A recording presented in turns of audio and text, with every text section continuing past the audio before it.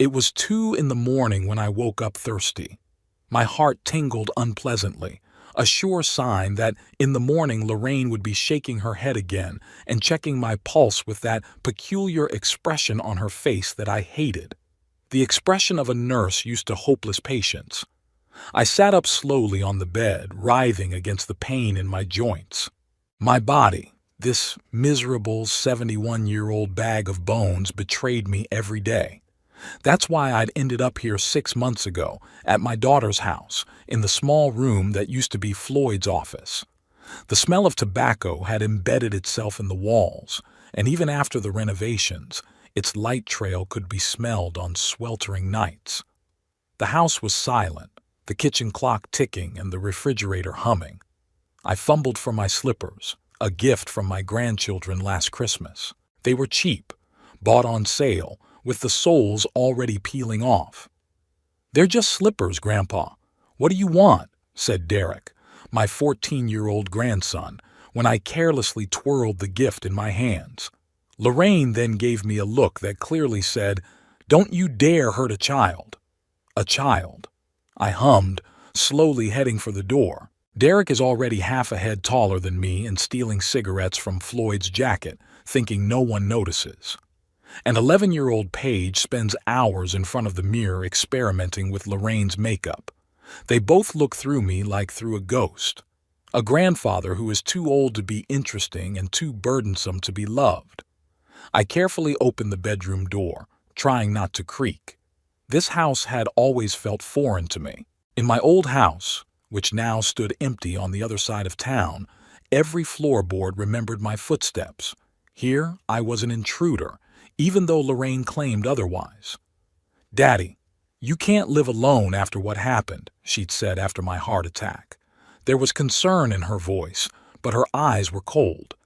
"You have serious heart problems, and I'm a nurse. I'll be able to look after you."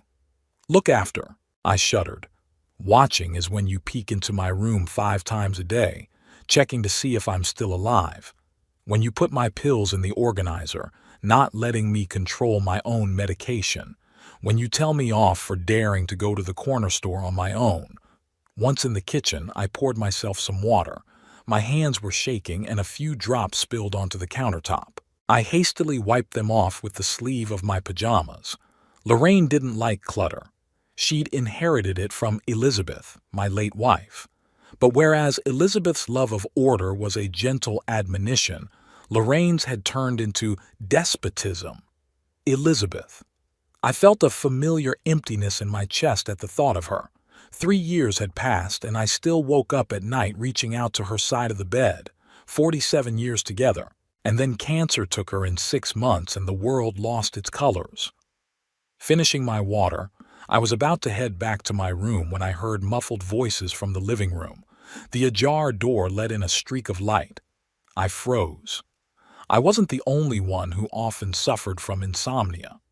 Floyd liked to have a drink before bed, especially on Fridays when he didn't have to take the kids on the school bus in the morning. But now it was Wednesday, and I could clearly hear not only his voice but Lorraine's as well. "We're not going to last much longer like this," Floyd was saying. There was irritation in his voice. The last warning from the bank came through. 2 more delinquencies and they'll start the procedure. "I know," Lorraine's voice sounded tired. "But what are you suggesting? I can't work any harder than I am now. I've got 2 stints as it is." "Your father's house is the solution," Floyd said, and something in his tone made me tense up. "It's empty, and we're here paying off these damn loans. If we sold it—" "Floyd, we talked about this. Dad would never agree to it. This house is all he has left." "He'd agree if he wasn't such a stubborn old man. Hell, Lori, we do everything for him. He lives with us, eats our food, takes up a room. And what do we get in return? His pathetic pension that barely covers his own medicine." I stood frozen at the kitchen door. His words stung like acid. So that's how they see me. A burden, an extra mouth. I'd offered to pay for the room, but Lorraine had refused, saying it was insulting. Now I understood why. My miserable pension was going into their pockets anyway. And what do you suggest? A note of steel appeared in Lorraine's voice. Put him out on the street? There was a pause, and I felt a chill run down my spine. No, baby. I say, get rid of the old man. I nearly dropped the glass. I pressed my hand to my mouth to keep from giving myself away with a sigh. What are you talking about? Lorraine whispered, but there was no shock in her voice, more like wariness. Listen.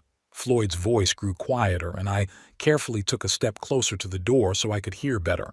Your father is sick. His heart is going nowhere. One good attack and that's it. Natural death, no questions asked. You said yourself he lives on pills. Floyd, are you crazy?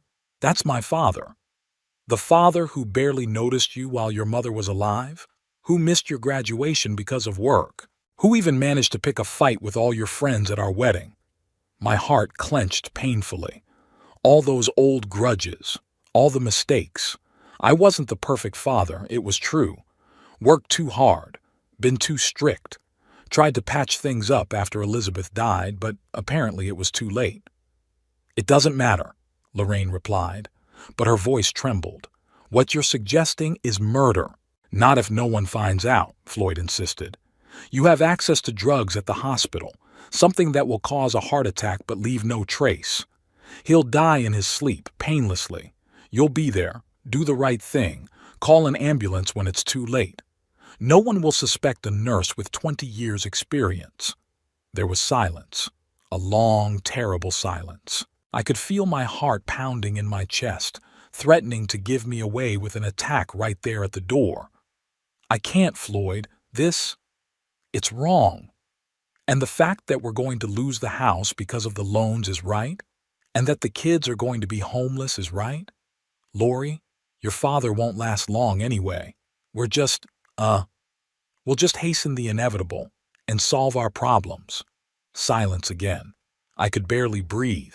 If only he'd agreed to sell that house, Lorraine said quietly. He won't agree. You know that yourself. He's clinging to it like your mother still lives there. That house is standing empty, falling apart, and it could have saved us. Derek and Paige. They won't understand if we lose the house. They won't have to understand if we do it right. Your father's house is worth enough to pay off our debts and start with a clean slate. No more delinquencies, no more fear of opening a letter from the bank. I heard a sob. Was my daughter crying? Or was it relief? How do you want to do this? Horror gripped me with renewed intensity. She was agreeing. My own daughter was discussing killing me. There are drugs that mimic a heart attack. You probably know those. We'll put it in his meds. Wait until nighttime. And then he won't wake up, Lorraine finished for him. Her voice sounded oddly detached. I can get digoxin. Too high a dose will cause cardiac arrest. His doctor won't be surprised, given his medical history.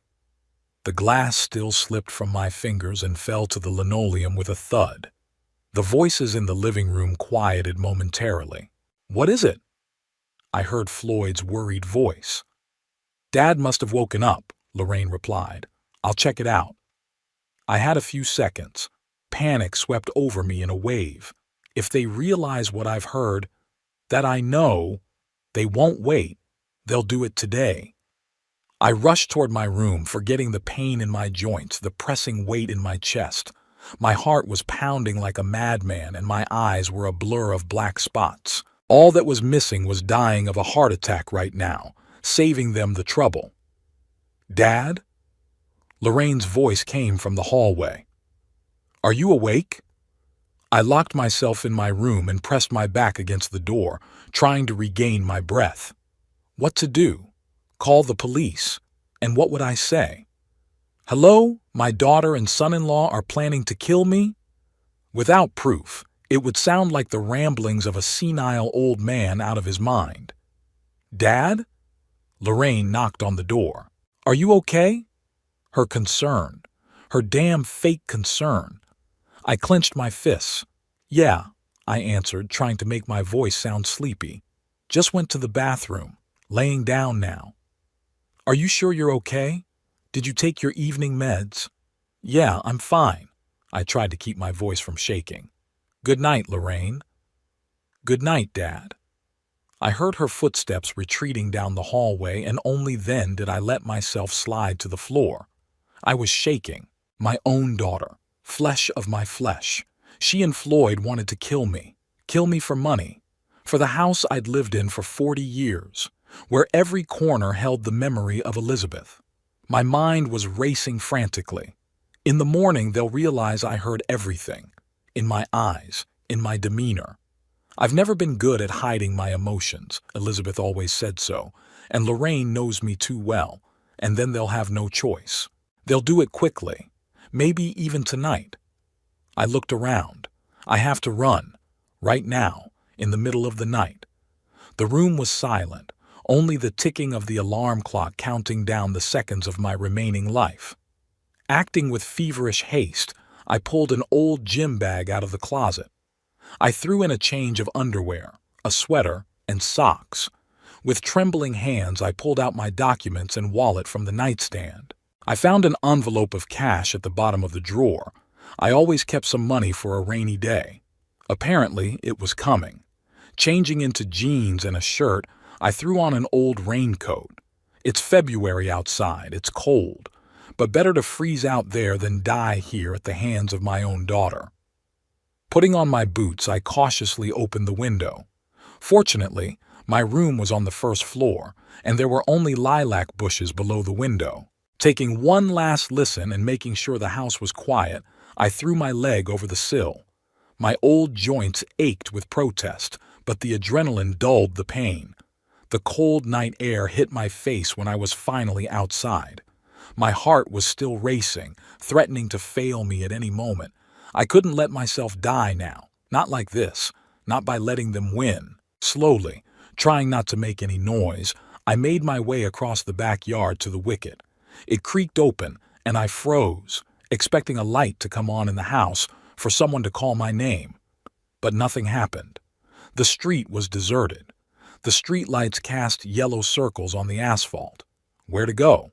I had no friends in the neighborhood. Everyone I knew lived near my old house on the other side of town. I moved forward just to get away from Lorraine and Floyd's house. Each step was hard. The cold air stung my lungs, but fear drove me forward, fear and the bitterness of betrayal. Get rid of the old man, I heard in my ears. I had become just an old man to them, a burden, an obstacle to solving their financial problems. I was walking down Federal Way at night, a gray-haired old man with a bag running away from my own daughter's house. Walking to save my life. Walking not knowing where or to whom. But he knew exactly what he was running from. His own people who had turned into strangers. Blood that had been poisoned by greed. Their plan will fall apart tomorrow when they discover my disappearance. They won't be able to kill me if they don't find me. And I'll make sure they never find me. Even if I have to start a new life at 71, somewhere in the back of my mind I hoped this was a nightmare. That I'd wake up in my bed in the morning and Lorraine would bring me oatmeal and pills as usual. But the cold wind hitting my face said otherwise. This was reality. A terrible, cruel reality in which my own daughter wanted me dead. The cold crept under my old cloak with every step. The February night at Federal Way was merciless to the elderly fugitive. I walked, clutching my worn gym bag in my hand, and every breath I took hurt in my chest. Strange how quickly life changes. 3 hours ago I was asleep in my bed, and now I was wandering the deserted streets, fleeing from my own children. My heart was working at its limit. Too fast for someone with my diagnosis. Too dangerous. I stopped under a streetlight trying to catch my breath. With trembling fingers, I unzipped my bag and pulled out a small plastic box of pills. Lorraine always insisted I carry them with me. Just in case, Dad. Now that precaution was saving my life. I swallowed the nitroglycerin, leaning against the pole. The cold metal burned even through the fabric of my cloak. My legs, with aching joints and swelling that had failed me constantly in recent years, now protested with every step. The shortness of breath was getting worse. I wasn't ready for a marathon like this. Federal Way was asleep. Rare cars drove by, oblivious to the elderly man standing alone under a streetlight. Who cares about other people's problems? People don't notice old people. We become invisible somewhere after 60, especially to young people who look right through us as if we were already ghosts. When my heartbeat calmed down a bit, I continued on my way. I needed to get to the other end of town, where my old house was and where Garth Tower, my former neighbor, lived. The only person I could turn to at this hour. The buses were out of service at this hour. Cabs? I had money in an envelope, but calling a cab meant leaving a trail. If Lorraine and Floyd started looking for me, they could easily check out the cab services. No, I'd better walk, at least part of the way. Then maybe I could hitch a ride or wait for the first buses of the morning. I walked slowly through the sleeping city, and each block became more and more difficult. My feet were numb from the cold, and my fingers could barely feel the handle of my bag. My breath came out in clouds of vapor in the frosty air. If Elizabeth could see me now, what would she say? She'd probably scold me for being reckless. And then she'd take my hand and walk beside me as she always did. At the crossroads, I stopped, trying to get my bearings. When I was young, I knew this town like the back of my hand. A lot had changed now. There were new neighborhoods, old buildings giving way to modern complexes. The city grew and changed, and I stayed the same. Obsolete. Unnecessary. Suddenly I felt dizzy. I staggered and grabbed the nearest support, a mailbox it turned out. Black spots swam before my eyes. Not now, I begged. Not a heart attack in the middle of the street. Don't let them win so easily, Whitmore. I took a few deep breaths like the cardiologist taught me, concentrated on my breathing, trying to calm my pulse. Gradually, the dizziness receded. But I knew I couldn't last much longer like this. I needed shelter, warmth, rest. Across the street, the sign for a convenience store glowed. This was a chance. I crossed the street slowly, writhing against the pain in my knees, and pushed open the store's door. Warm air blew across my face. A young guy with headphones was dozing behind the counter. He looked up lazily when the doorbell jingled and ducked back into his phone. No interest in the elderly customer. I walked between the shelves, pretending to look at the merchandise. In reality, I just needed to warm up and gather my thoughts. Taking a bottle of water from the shelf, I headed for the cash register. "It's cold today," I said, holding out the money. The guy shrugged, keeping his headphones on. "Uh-huh. Can you tell me when the first buses start running?" He grudgingly pulled out one earpiece. 5:30, I think. Number 20. The stop is around the corner." I nodded gratefully. 5:30. A few more hours of waiting, but it was better than walking across town. "Thank you. Can I just sit here for a while? Warm up?" The guy gave me an appraising look. I must have looked pathetic. An old man with red cheeks and a tattered bag. "Only if you buy something else," he said without much enthusiasm. "The boss doesn't like bums sitting here." I didn't explain that I wasn't a bum. Instead, I bought a pack of cookies and a cup of instant coffee from the machine. The guy nodded at the table by the window, and I sank down on the plastic chair with relief. The hot coffee warmed my hands. I looked out the window at the empty street and thought about how I'd gotten to this point in my life. 71 years old. Almost a lifetime behind me. And here I am sitting in a convenience store, running away from my own children who want to kill me. Time stretched agonizingly slow. I dozed off, waking up at every sound. Finally, it started to get light outside the window. The clock on the wall read 5 in the morning. It was time to move on. I thanked the cashier, who didn't even seem to notice I was still here, and walked outside.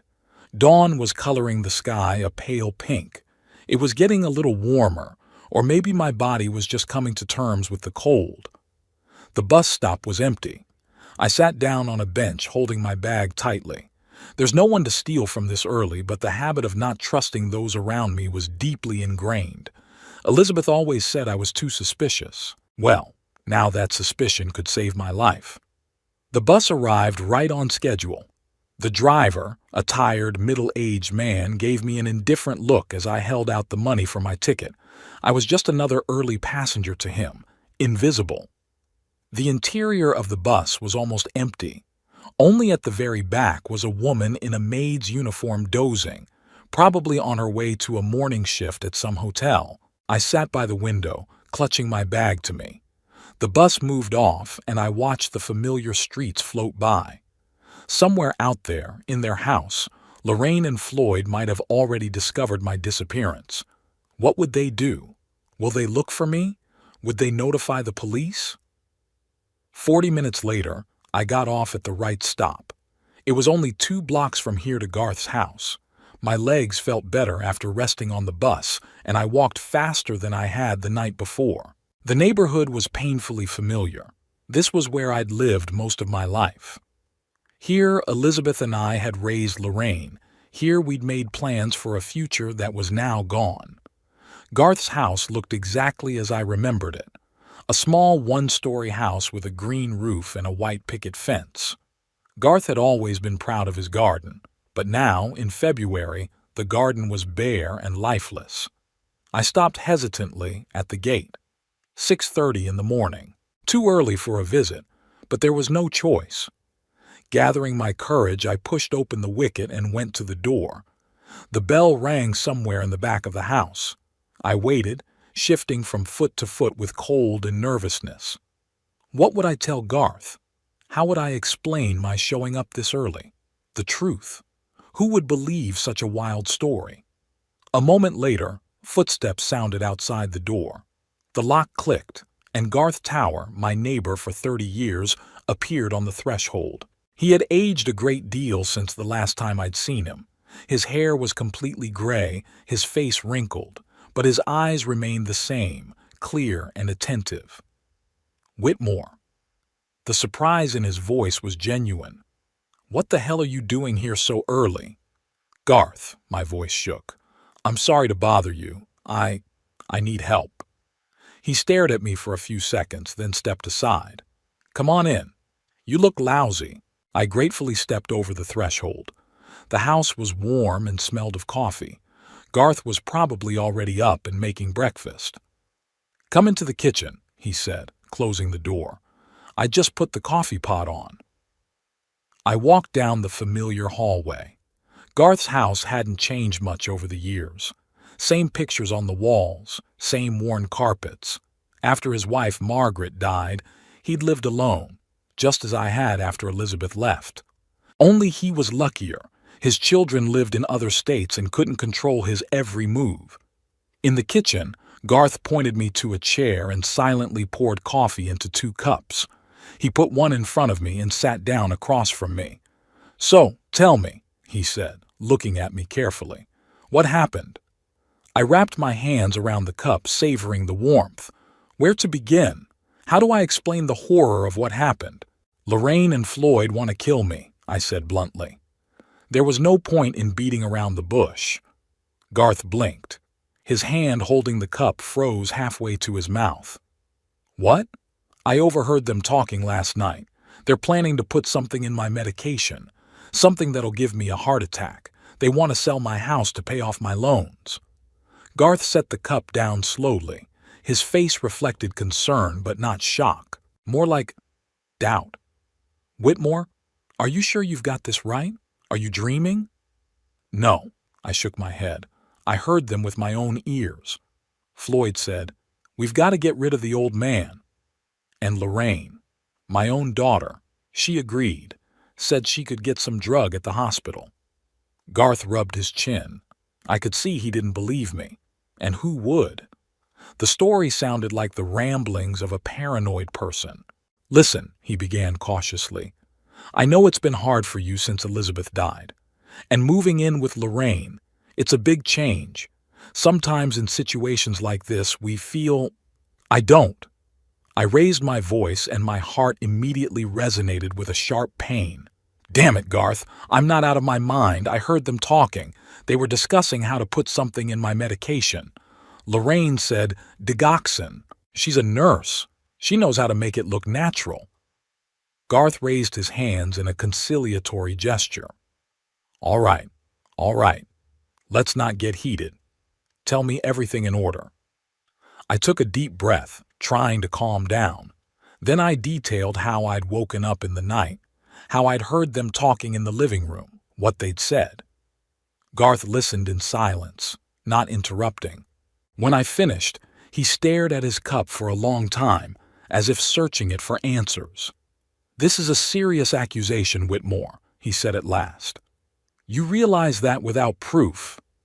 "I know," I rubbed my eyes tiredly. "That's why I didn't go to the police. Who's going to believe an old man accusing his nurse daughter of attempted murder? They'll say I'm out of my mind, or that it was a side effect of the medication." Garth nodded. He understood the situation as well as I did. "What do you plan to do?" I shrugged. I didn't really have a plan. I was just running for my life. "I don't know. I need somewhere to wait it out, to think. Maybe find a way to prove their intentions." Garth tapped his fingers on the table thoughtfully. "You could stay here for a few days," he said finally. "I have a guest room. But then we'll have to decide something. If what you say is true, it's true, Garth." I looked him straight in the eye. "I swear on my life." He sighed. "Good. I believe you. Or at least I'm trying to believe you. But we need proof if you're going to do anything about it." "What kind of proof?" I spread my hands. "Record their conversation? Make them confess?" "I don't know," Garth answered honestly. "But we'll figure something out. In the meantime, you should get some rest. You look exhausted." He was right. The fatigue was weighing down on me. The night without sleep, the stress, the physical exertion, it was all too much for my old heart. Garth showed me to the guest room. It was small but cozy. The bed was made up with fresh linens and there was a glass of water on the nightstand. "Rest," Garth said, leaving me alone. "We'll talk later." I sat down on the bed, suddenly feeling the weight of what had happened. My daughter wanted me dead. How had it come to this? Where had I made a mistake in raising her? Or was it Floyd who was manipulating her? Thoughts swirled around in my head, giving me no rest. But fatigue took its toll, and I lay down without undressing. The last thing I thought about before falling asleep was, would they find me here? And what would happen if they did? I woke up to the sound of the television. It was dark in the room. The curtains were drawn, but I could tell by the streak of light under the door that it was daytime. The clock on the nightstand read 2 o'clock in the afternoon. I had slept for almost 8 hours. Getting out of bed, I felt every muscle aching. The night's walk had not gone without a trace on my old body. I listened to my heart. It was beating steady, without interruptions. A good sign. After washing up in the small bathroom, I went out into the living room. Garth was sitting in a chair in front of the TV watching the news. "Oh, you're awake," he said when he saw me. "How are you feeling?" "I've been better," I said honestly, sinking down onto the couch. "But I'm alive, and that's what matters." Garth nodded and pointed to the TV. "Watch." There was a local news program on the screen, and I was horrified to see my picture. Underneath it ran the line, "Missing elderly man with heart failure wanted." The announcer said, "Federal Way police are asking for help in locating 71-year-old Whitmore Hampton, who disappeared last night from his daughter's home. The man suffers from heart failure and requires constant medication. Relatives fear he may have become lost due to age-related dementia." "Dementia?" I gasped in indignation. "I don't have dementia!" "Quiet." Garth turned up the volume. Lorraine appeared on the screen. She looked worried, her eyes red with tears. An actress, a bloody actress. "Daddy, if you see this, please call us or go to the police," she said in a trembling voice.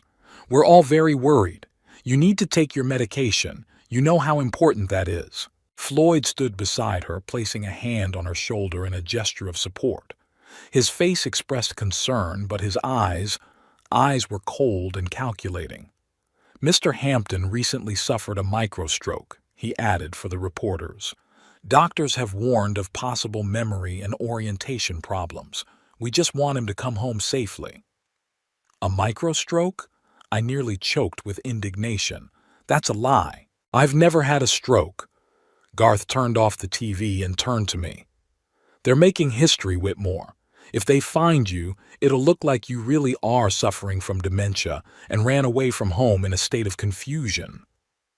I leaned back on the couch, stunned. They'd thought of everything. If I showed up and told them about my suspicions, who would believe me? A man who, according to his family, is suffering from dementia after a microstroke. "They're turning me into a crazy old man," I whispered. "So no one will believe my words." Garth nodded grimly. "And they do it quite skillfully. Lorraine's a nurse, and her word carries weight. If she says you've got dementia, people will believe her over me," I finished his thought. "Garth, what do I do?" He rubbed his chin thoughtfully. "We need proof, Whitmore. Irrefutable proof of their intentions. Without it, you're really going to look like a paranoid old man." "But how? How can I prove something I overheard by accident?" Garth didn't have time to answer. The doorbell rang and we both flinched. A lightning bolt of fear struck me. Had they already found me? "Sit tight," Garth whispered, rising. "I'll see who it is." He went out into the hallway and I froze on the couch listening. My heart was pounding like crazy again. If it's the police, if it's Lorraine and Floyd. I heard the front door open, then a man's voice, unfamiliar. Garth answered quietly, but I couldn't make out the words. A moment later, the door closed and Garth came back into the living room holding a piece of paper. "Police," he said, handing it to me. "They're putting out an APB on you. They want to know if I've seen you." I took it. My own face was staring back at me. It was the same picture as on the news. At the bottom, a police phone number and the words, "Suffering from heart failure and dementia, in need of medical attention." "What did you tell them?" I asked, feeling my insides grow cold. "That I hadn't seen you, of course." Garth sat down next to me. "But they're going around the neighborhood. Sooner or later they might come back with a search warrant, especially if Lorraine remembers that we were neighbors." I clutched the sheet in my hand, feeling desperation set in. Then I was trapped. If I go outside, I'll be recognized. If I stay here, I risk letting you down. Garth put his hand on my shoulder. "We'll figure something out, Whitmore. But without proof. I'm afraid no one will believe your story. Not against the word of the nurse and her husband. Not when they've already created an image of an elderly man with dementia."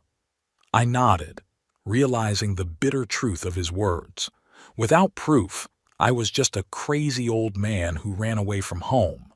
And no one, absolutely no one, would believe that my own daughter was planning my murder. On my third day at Garth's, I realized I could no longer hide like a frightened rabbit. The police continued their search. My face was on the news, and the story of the old man with dementia was growing. Lorraine gave interviews, talking about my supposed memory problems, how I sometimes didn't recognize my grandchildren, my unfounded suspicions. She seemed so genuinely concerned that I began to question my own sanity.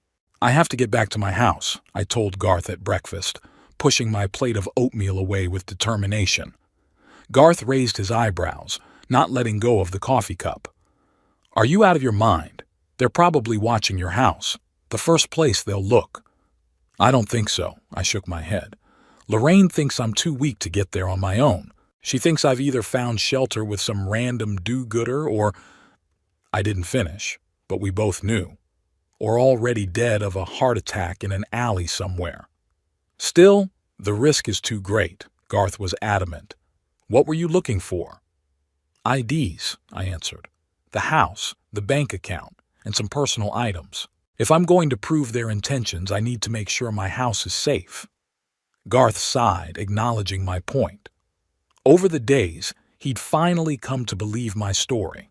especially after we'd heard the new version of why I'd disappeared. I'd been paranoid, refusing to take my medication, and on the eve of my escape, accusing Lorraine of putting poison in it. "Maybe we should see a lawyer," Garth suggested. "Tell him your story, show him the deed to the house." "Without proof, a lawyer won't help," I shook my head. "We need to find something concrete first. A recording of their conversation, evidence." Garth rubbed his chin thoughtfully. "Could there be security cameras in your house? Or maybe at your neighbor's?" I shook my head. "No, I've never installed any. And neighbors, I doubt their cameras are pointed at my house." We were silent for a moment, considering our options. Finally, Garth said, "Okay, let's say you go, but not alone. I'll go with you and wait outside. If anything goes wrong, I'll step in." I nodded gratefully. Garth was a true friend. At 73, he was still strong and energetic from years of construction work and regular trips to the pool. Unlike me, with my heart condition and arthritis. We decided to go in the evening when it was dark. Less chance of anyone recognizing me. Garth lent me a baseball cap and an old jacket, a rudimentary disguise, but better than nothing. The day dragged agonizingly slow. I was nervous, checking my pulse often, afraid that my heart might fail at the worst possible moment. Before leaving, I took all the necessary medications and put some spare pills in my pocket, just in case. At 7 o'clock that evening, we got into Garth's old Ford. I pulled my baseball cap low over my eyes and squirmed in the passenger seat.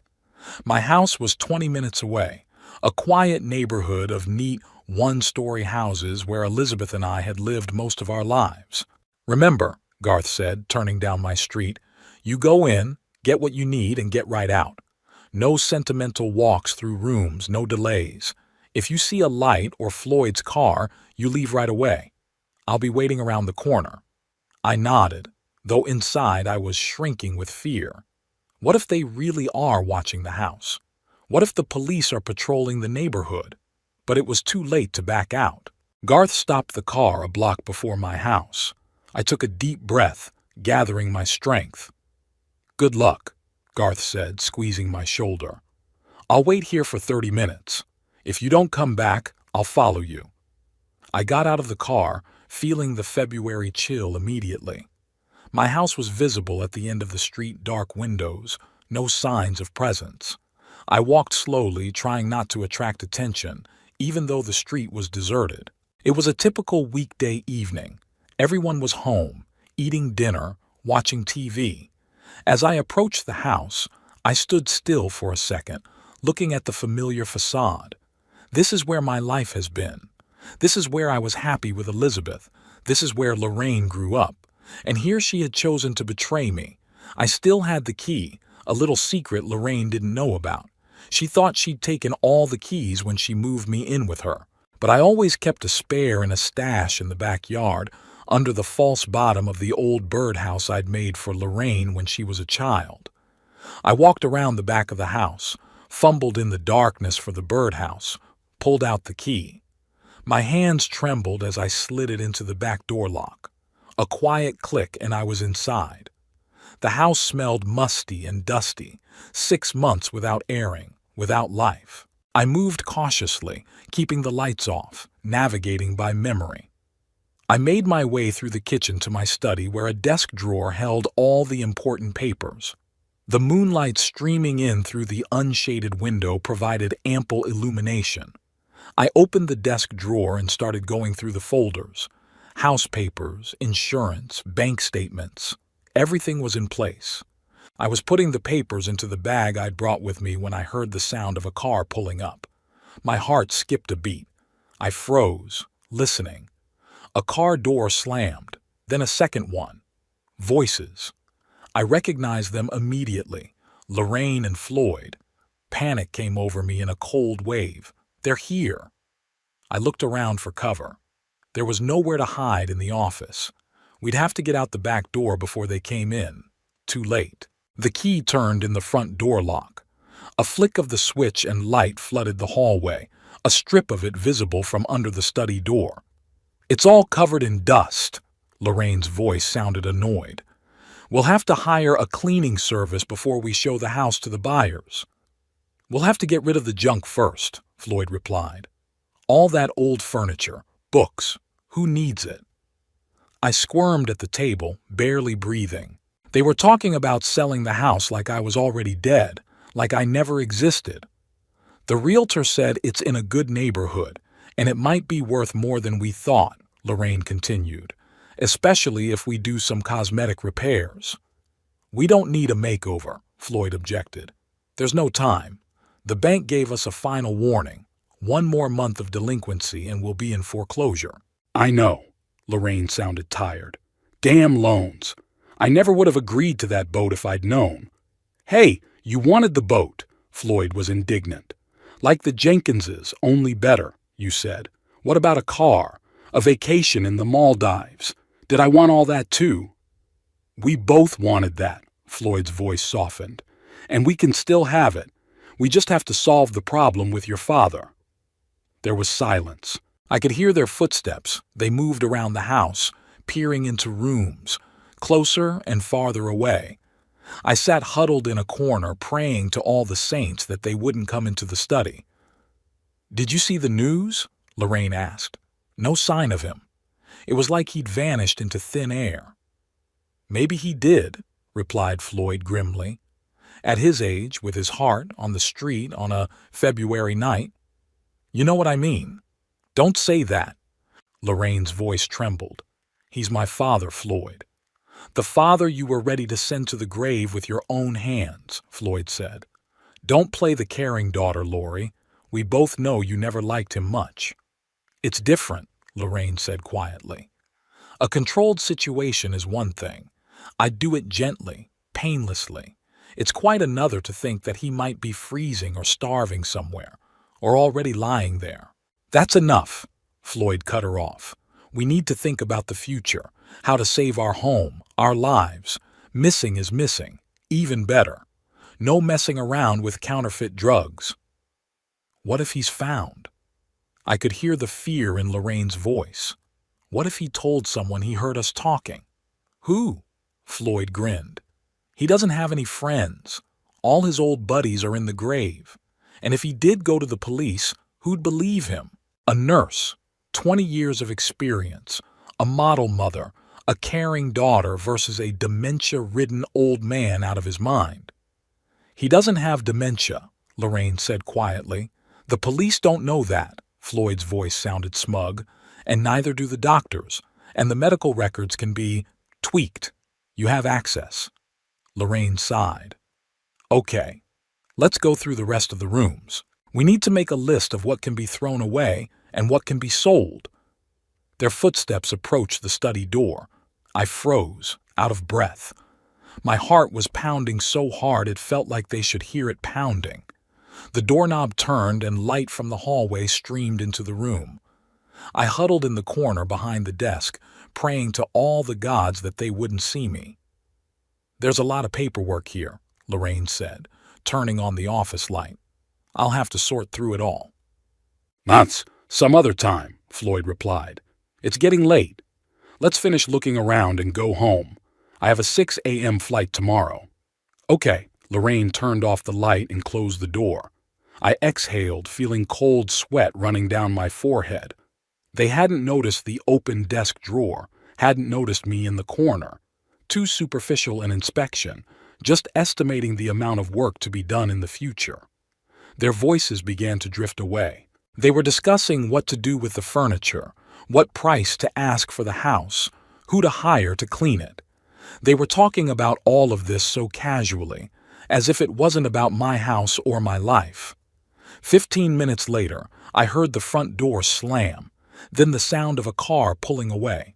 Only then did I allow myself to stand up, stretching my stiff legs. I was lucky, incredibly lucky, but I knew it wouldn't happen again. Next time they might do a more thorough search of the house. Or worse, start moving things out. I had to act fast. I finished gathering my papers, added some photos of Elizabeth, our marriage certificate, her last letter to me to my bag. Personal items I didn't want to leave to Lorraine and Floyd. As I was about to leave, I noticed an old electronics box on the shelf. I opened it out of curiosity. Inside was a tape recorder I'd used years ago to record my notes. Compact with cassettes. An antique by today's standards, but probably still working. I picked up the recorder, checked the batteries. The device came to life, the red recording light flashing as the button was pressed. It works. There were spare tapes in the box, too. The idea came suddenly. If I could record them talking about their murder plans, if I can get a confession on tape, that would be proof, irrefutable proof of their intentions. I put the tape recorder and the tapes in my bag. I don't know exactly how I'll use it, but the very possibility of recording their words gave me hope, a small chance against their lies and manipulations. Before leaving, I took one more look around the house, probably for the last time. Every room held memories. The bedroom where Elizabeth and I slept, the living room where we celebrated Lorraine's birthdays, the kitchen where we made pancakes as a family on weekends, how it's all changed, how everything had fallen apart. I went out the back door, locking it carefully behind me. Put the key back in the stash, it might still come in handy. Then, looking around, I hurried to where Garth was waiting for me. He was visibly nervous when he saw me. "You're late. I was about to follow you." "Lorraine and Floyd were coming," I answered, climbing into the car. "I had to hide." Garth's eyes widened. "And they didn't see you?" "No," I shook my head. "They were just looking at the house, planning the sale. They're sure I've either run far away or I'm already dead." Garth shook his head, starting the car. "What kind of people? Their own family." "Family?" I grinned bitterly. "You know what I realized, Garth? Family isn't blood. Family is the people who care about you, who will never betray you." He nodded silently, pulling out onto the main road. We were both thinking the same thing, how often the closest people are the most dangerous, and how the loneliness of old age makes us vulnerable to their betrayal. "What are you going to do next?" Garth asked when we were halfway to his house. I took the tape recorder out of my bag. "I found it in the study. It's old, but it works. If I can record their confession—" Garth whistled. "That's not a bad idea. But how are you going to do it? Go back to their house?" I wondered. The plan was risky, almost insane, but I couldn't see any other way. "Yes," I said at last. "I'd go home. I'll pretend I've lost my memory, that I don't remember how or why I left. They'll believe it. It fits their story about my dementia." "It's too dangerous," Garth objected. "What if they try you right away?" "They won't," I shook my head. "Not right away. They'll be careful. There's been too much attention on our family since I disappeared. They'll wait until things calm down. In the meantime, I'll try to record their conversation." Garth shook his head disapprovingly, but didn't argue. He realized I didn't have much choice. Without proof, I was just a runaway old man with presumed dementia, and with a recording of their confession, with the tape, I'd have a chance. We drove back to Garth's house and spent the rest of the evening working out a plan, how I would contact Lorraine, what I would say about my disappearance, how I would hide the tape recorder, where I'd keep it so they wouldn't find it. It was a risky plan, but it was the only way to protect myself and my home.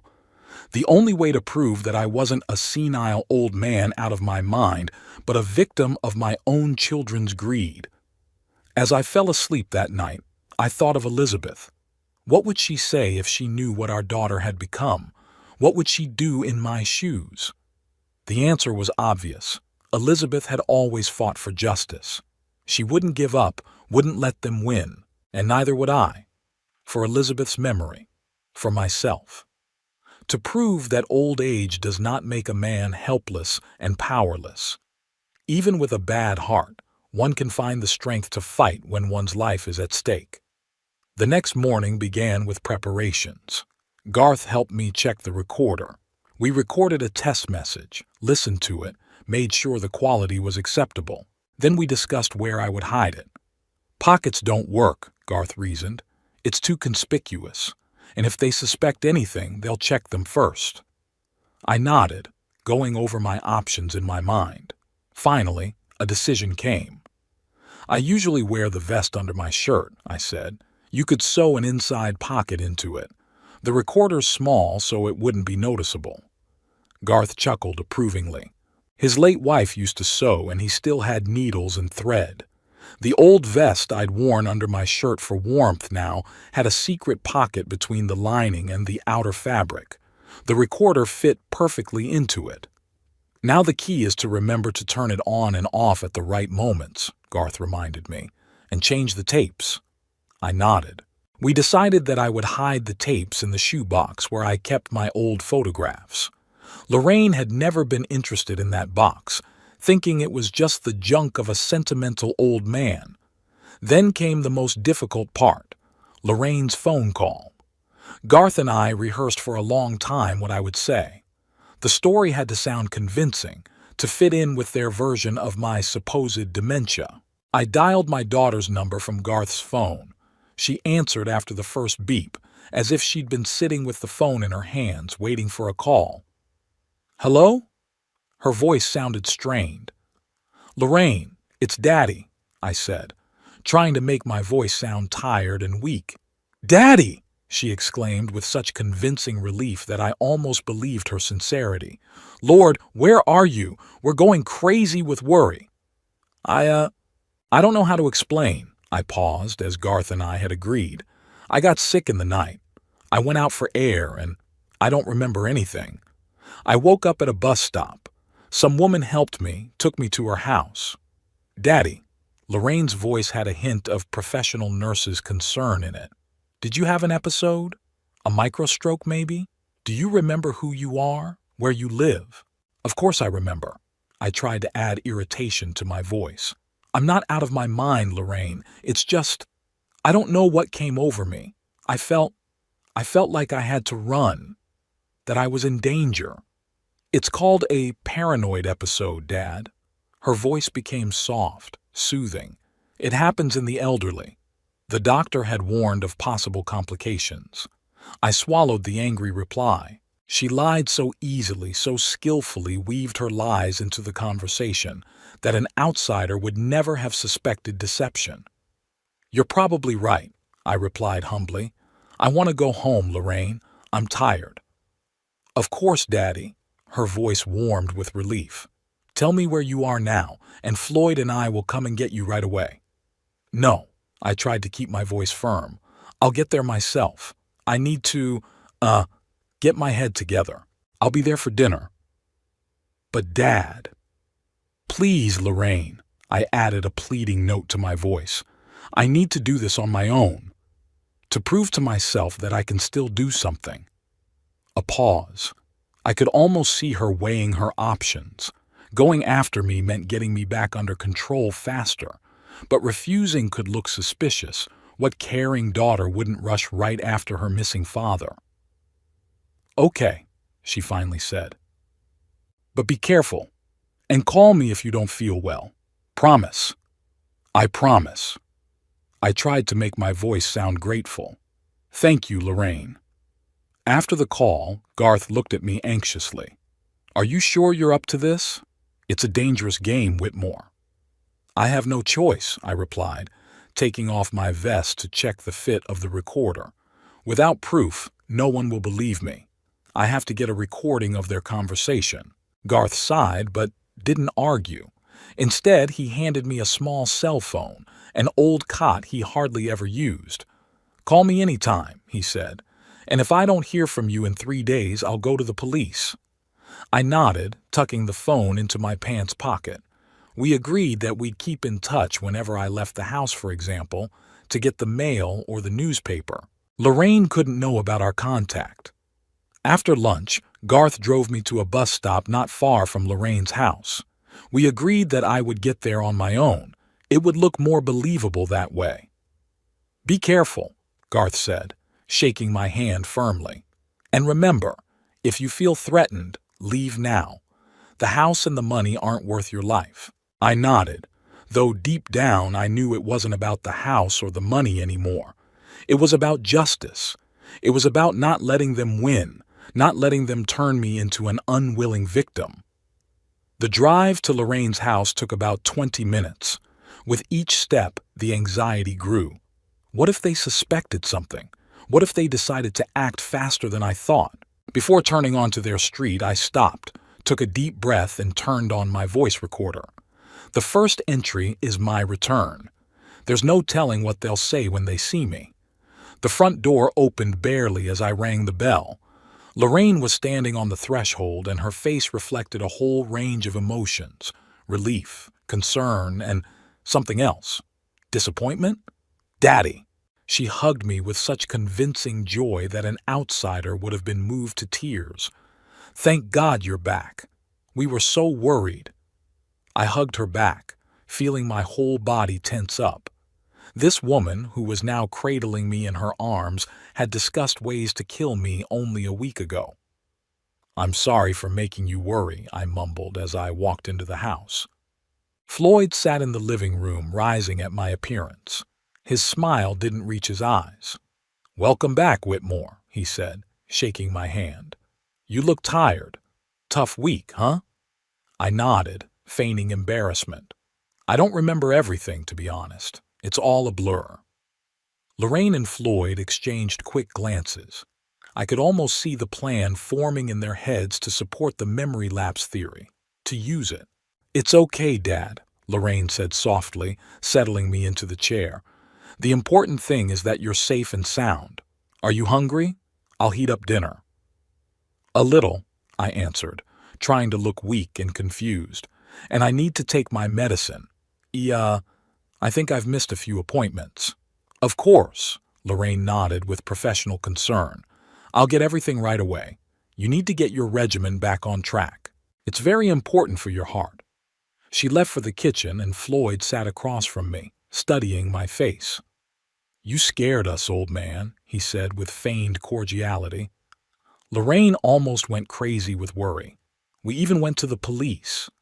"Yes, I saw the news," I replied cautiously. "I'm sorry to bother you." Floyd leaned closer. "You really don't remember why you left?" There was something akin to suspicion in his voice. I lowered my eyes as if trying to remember. Vaguely. I felt like I was in danger, that I should run. It must have been a nightmare, and I wasn't fully awake. Floyd leaned back on the couch, visibly relaxed. "It happens," he nodded, "especially at your age. Thank God it was all right.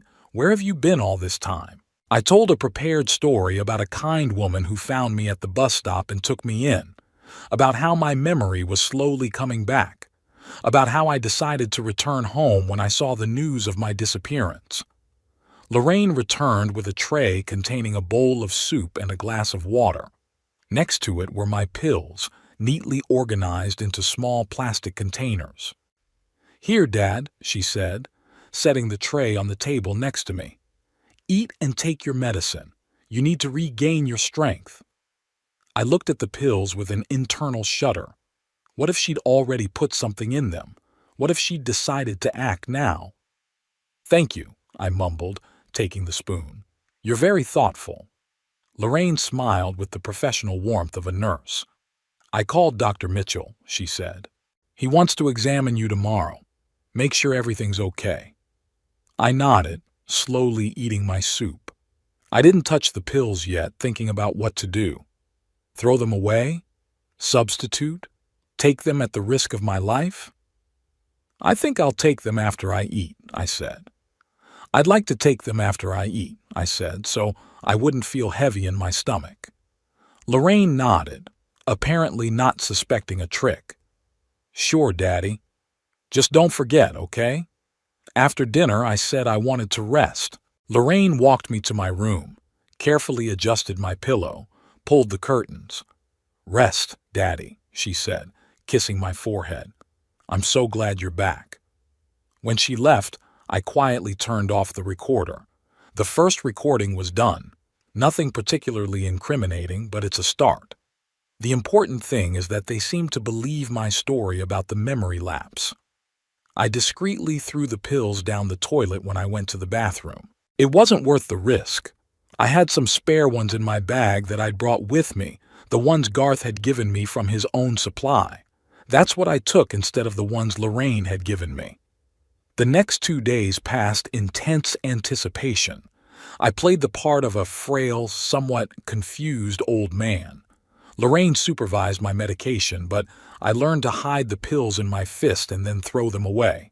I took the ones I'd brought with me instead. The visit to Dr. Mitchell was uneventful. He found me in satisfactory condition, considering the circumstances, and prescribed a sedative to prevent further episodes. Lorraine listened carefully to all his recommendations, like a model daughter and nurse. On the 3rd day after my return, luck smiled on me. I was taking an afternoon nap in my room when I heard Floyd come home earlier than usual. He and Lorraine were talking in the kitchen, unaware that I was awake. I quietly turned on the recorder and opened the door ajar so I could hear better. "Did you get it?" Lorraine's voice sounded muffled. "Yes," Floyd answered. "Your colleague didn't ask any questions." "No. I told him it was for a terminal cancer patient. He's an understanding guy." I tensed, listening to every word. They were talking about a drug, the one they were going to kill me with. "When do we start?" Floyd asked. Time was running out and the bills were mounting. "We have to wait a little longer," Lorraine's voice sounded worried. "It's too risky right after his return." Everyone still remembers the disappearance story. "How long? A week? 2? The bank won't wait forever, Lori." "I know." There was irritation in her voice. "You think I like this? He's my father, damn it." "Who left you and your mom when you were a kid?" Floyd reminded her. "Who missed your graduation because of work? Who's done nothing but criticize you your whole life?" "It doesn't matter," Lorraine replied quietly. "Murder is murder." "Not murder, but euthanasia," Floyd objected. "He's an old, sick man. We'll just hasten the inevitable and solve our problems." There was silence. I pictured Lorraine struggling with the remnants of her conscience, Floyd staring at her, waiting for a decision. "Okay," she said at last. "In a week. We'll start with low doses in his evening medication. We'll gradually increase. It'll look like a natural progression." "What if he runs away again?" Floyd sounded worried. "What if he suspects something?" "He won't," Lorraine replied confidently. "You've seen his condition. He's weak, confused. He probably doesn't remember hearing our conversation, if he heard it at all. Maybe he was just dreaming and that's why he ran away." I clenched my fists, holding back my anger. They were talking about me like I was weak, like I was a thing to be gotten rid of. And my own daughter was ready to slowly poison me, watching me fade away day by day. "Let me see," Lorraine said. There was a rustle of packaging. "Yes, that's it. That's great. I'll hide it in our bedroom, in the medicine cabinet. He never looks in there." "Make sure the kids don't find it either," Floyd warned. "Paige likes to go through your makeup." "I'll keep it safe," Lorraine promised, "behind the secret panel where I keep my expensive jewelry." Their voices began to drift away. They must have gone into the bedroom. I closed the door quietly and turned off the recorder. My heart was pounding so hard it felt like it was going to jump out of my chest. But it wasn't just fear I felt. I felt triumph. I had the tape, proof of their intentions. That evening, after everyone had gone to bed, I quietly snuck into the bathroom where I kept the empty containers of my medication. I poured in the pills I'd brought from Garth. They looked like my regular meds. Now, if Lorraine starts putting something in my pills, I'll still take the safe ones. The next morning, as usual, Lorraine brought me breakfast and my medication. I noticed how carefully she made sure I swallowed all the pills. She'd never been so insistent before. "Is everything okay, Daddy?" she asked with professional concern. "You look a little pale today." "My heart hurts a little," I replied, which was true. The stress of the last few days had taken its toll on my health. "But that's okay. If it gets worse, just let me know." Lorraine put her hand on my shoulder. "Promise?" I nodded, looking into her eyes. What was she feeling at that moment? Caring? Guilt? Or just impatience? When would the drug take effect? After a few days, I noticed that I was actually getting worse. Even though I wasn't taking the poisoned medication, my heart was failing more and more often. The stress, the constant tension, the fear, all of it was undermining my health. That evening I sat in the living room, pretending to watch TV while actually recording another conversation between Lorraine and Floyd in the kitchen. They were discussing that I was responding well to a new drug. That's what they called the poison amongst themselves. Suddenly, something in my chest clenched. A sharp pain pierced my left side, radiating to my arm and jaw. I gasped, dropping the TV remote. My eyes blurred into black spots. "Daddy?" Lorraine came out of the kitchen when she heard the noise. "Daddy!" She rushed over to me, expertly probing for a pulse. I could see the panic in her eyes, not because of my condition, but because her plan might be revealed. If I died too quickly, if the autopsy showed unusual drugs in my blood— "Floyd!" she yelled. "Call an ambulance! Dad's having a heart attack!" Floyd appeared in the doorway, a look of confusion on his face. "Are you sure? Maybe." "Call an ambulance!" she shouted, unbuttoning my shirt. "Now!" While Floyd made the call, Lorraine laid me on the couch and put a pillow under my head. "Hang in there, Dad," she said, pulling nitroglycerin out of her pocket. "Here, put it under your tongue. The ambulance is on its way." I looked into her eyes, trying to figure out if she was saving me out of fear of exposure, or if she had some remnants of daughterly love in her. It didn't matter at that moment. What mattered was that she was doing the right thing, like a professional nurse. The nitroglycerin pill was starting to work and the pain had receded a little, but I could feel that this attack was more serious than the previous ones. My heart was racing and every breath I took was labored. "Breathe slowly, Dad," Lorraine said, holding my hand. "The ambulance will be here in 5 minutes." I tried to focus on my breathing, fighting the panic that was building. To die now, when I'm so close to exposing their plan. When I have proof, but haven't had time to use it yet?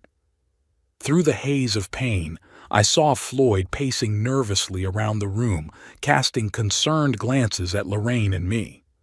"It wasn't because of—" he began, but Lorraine cut him off abruptly. "Not now." There was such steel in her voice that Floyd was silent immediately. I realized what he wanted to ask, if it was their drug that had caused me to have the seizure. Apparently they were planning a slower action, a more gradual deterioration. The sound of an ambulance siren interrupted my thoughts. A minute later, paramedics entered the room with stretchers and equipment. Lorraine immediately switched into professional nurse mode, clearly reporting my condition, symptoms, and medical history. "The cardiogram confirms a heart attack," one of the paramedics said, looking at the portable monitor. "I need to be hospitalized immediately." I was quickly transferred to a stretcher, hooked up to oxygen, and put on an IV. Everything happened in a blur. I saw Lorraine's concerned face, Floyd's tense face. I could see the same question in their eyes. Would I survive? And if I did, what would happen next? "I'll go with you," Lorraine told the paramedics. "I'm a nurse. I know his medical history." They nodded, letting her into the ambulance. The last thing I saw before the doors closed was Floyd's face, confused, scared. He clearly hadn't expected this turn of events. In the car, Lorraine held my hand, speaking soothing words. The professional mask didn't fall off her face for a second. To the paramedics, she was just a caring nurse daughter worried about her father. "It's going to be okay, Daddy," she repeated. "We're almost at the hospital. The doctors will take care of you." I looked at her through the fog of pain and wondered, does she know I recorded their conversations? Does she suspect I remember everything and never had dementia? And what would happen when we were alone in the hospital room? The ambulance raced through the nighttime streets of Federal Way, taking me from one danger to perhaps another. But I was still alive. And as long as I was alive, I had a chance to expose their plan and protect myself. The hospital room with its sterile whiteness became my refuge for 2 weeks. The heart attack was serious enough to keep me under observation, but not serious enough to require surgery. The doctors called it a warning bell and insisted on complete rest. Lorraine spent hours at my bedside, showing exemplary filial care. She brought fruit, fresh magazines, monitored my medications. The nursing staff admired her devotion, unaware of the dark motives behind that flawless mask. "You need more rest," she told me with professional concern. "Dr. Ramirez said it would take time to recover." I nodded, playing the grateful patient. But the whole time she was around, I felt an unaccountable fear. What if she decided to speed up the process? It would be even easier in the hospital where, as a nurse, she had access to various drugs than at home. Floyd visited me less often. His job as a school bus driver didn't leave much free time, as he explained. But I could see the impatience and irritation in his eyes. My recovery was not part of their plans. My salvation was Garth, who showed up on my 3rd day in the hospital with a fruit basket and a crossword puzzle book. An old friend. I introduced him to Lorraine, who was in the room. We'd lived next door for years. Lorraine smiled at Garth with the smile of duty, but there was suspicion in her eyes. "It's a pleasure," she said. "Papa never mentioned you. Old people always forget things." Garth grinned good-naturedly. "How are you doing, Whitmore? You look lousy, but you're alive." His casual tone diffused the tension. Lorraine left soon after, citing business, and Garth and I were alone. "Did you get it?" he asked quietly, leaning toward me. I nodded and pointed to the nightstand where my clothes were.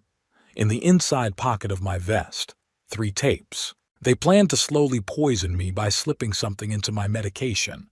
Floyd had already gotten the drug. Garth whistled. "Those bastards. What now?" "Take the tapes," I whispered. "Keep them in a safe place. I'll see a lawyer when I get out of here. But if anything happens to me before then—" "Nothing will happen to you," Garth said firmly. "I'll be here every day, and they won't put anything in your food or medicine while I'm here." He was true to his word. Garth appeared in the room at different times each day, often taking Lorraine by surprise. Their strained politeness to each other concealed a growing dislike. Lorraine clearly didn't like the fact that her father suddenly had such a loyal friend.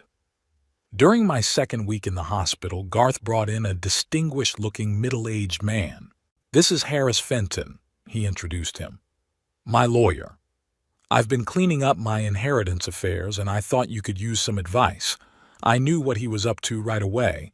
Lorraine was out, so we could talk freely." "Mr. Hampton," Fenton said seriously as Garth closed the door of the room, "I am aware of your situation. Garth told me of your suspicions and showed me the tapes. If what's on them is true, you have grounds for serious legal action." "It's true," I said firmly. "My daughter and her husband planned my death in order to take possession of my house. I have tapes of their conversations." Fenton nodded, making notes in his notebook. "We need to proceed with caution. If your daughter is indeed involved in the attempted murder, she may try to destroy the evidence or accelerate her plan when she realizes you know something." "What are you suggesting?" I asked. "First, I've already given copies of the recordings to a detective I know," Fenton replied. "The police have begun a discreet investigation. Second, we'll change your legal situation. Right now, I suggest you make a new will where you explicitly state that in the event of your death under suspicious circumstances, there should be a thorough investigation." "Lorraine will find out about it," I objected. "She's checking all my mail, all my papers." "She won't," Fenton said firmly. "The will be kept in my safe. A copy will be kept at the notary's. No papers will be sent to your house." It was a good plan. That same day, I signed a new will disinheriting Lorraine in favor of a local charity for the elderly. Fenton also helped me draw up a power of attorney for Garth, authorizing him to act on my behalf in the event of my incapacity. "Now we need hard evidence," Fenton said before leaving. "The recordings are good, but the defense could argue they were made out of context or even fabricated. We need to catch them red-handed." "How?" I asked, feeling my heart clench at the thought of going back to Lorraine's house. "Detective Reynolds has a plan," Fenton replied. "He'll contact you after you're discharged, but be prepared to play bait." 2 weeks later, the doctors finally allowed me to go home. Lorraine was a model of caring, helping me pack, listening carefully to the doctor's recommendations. "You need complete rest, Dad," she said as she helped me into the car. "No stress, no exercise." "I know," I replied obediently. "Thank you for your concern, Lorraine." A warm welcome was waiting for me at home. Floyd even took the day off to meet his dear father-in-law. Paige and Derek drew a get-well card, probably at their mother's insistence. "We're so glad you're back, Dad," Lorraine said as she made me comfortable in the bedroom. "Everything's going to be okay now." I smiled and thanked, but inwardly I was tense as a string. In the house where they were planning my death, I felt like I was in a den of predators. That evening, when everyone had gone to bed, I quietly called Garth from the cell phone he'd secretly given me at the hospital. "I'm here," I whispered. "What's next?" "Detective Reynolds wants to meet tomorrow," Garth answered. "I'll pick you up ostensibly to check on you and take you to him." And so it happened. The next day, Garth showed up with another fruit basket and offered to take a ride to unwind. Lorraine objected at first, citing doctor's orders, but I insisted. Detective Reynolds turned out to be a sturdy middle-aged man with shrewd eyes. We met at an unremarkable cafe on the outskirts of town. "Mr. Hampton," he said after a brief introduction, "I've listened to your tapes. If everything on them is true, your daughter and her husband have committed a serious crime, an attempted murder." "It's true," I said firmly. "Every word of it." Reynolds nodded. "We've conducted a preliminary investigation. Your daughter did take drugs from the hospital that are not part of her normal practice. Her financial situation is really critical. She and her husband owe a large amount of money to the bank and have been warned about possible foreclosure on the house." I clenched my hands into fists. It was one thing to suspect, and quite another to get confirmation from the police. "What now?" I asked. "We need to catch them red-handed," Reynolds replied. "Records are good to start an investigation, but we need more solid evidence for a trial. We propose a decoy operation." He outlined the plan. I was to return home and continue to play the role of a frail, sick old man. Meanwhile, the police will set up hidden cameras and microphones in the house. When Lorraine or Floyd tried to put something in my medication, they would be arrested on the spot. "That's dangerous," Garth pointed out. "What if they decide to act sooner than you expect?" "Mr. Hampton will have an emergency button," Reynolds replied, showing a small device that looked like a keychain. "One press and the extraction team will be in place within 2 minutes. In addition, we'll monitor the situation around the clock." It was a risky plan, but I didn't see any other way out. We agreed that the police would install the equipment the next day, when Lorraine would be at work and Floyd would take the kids to school.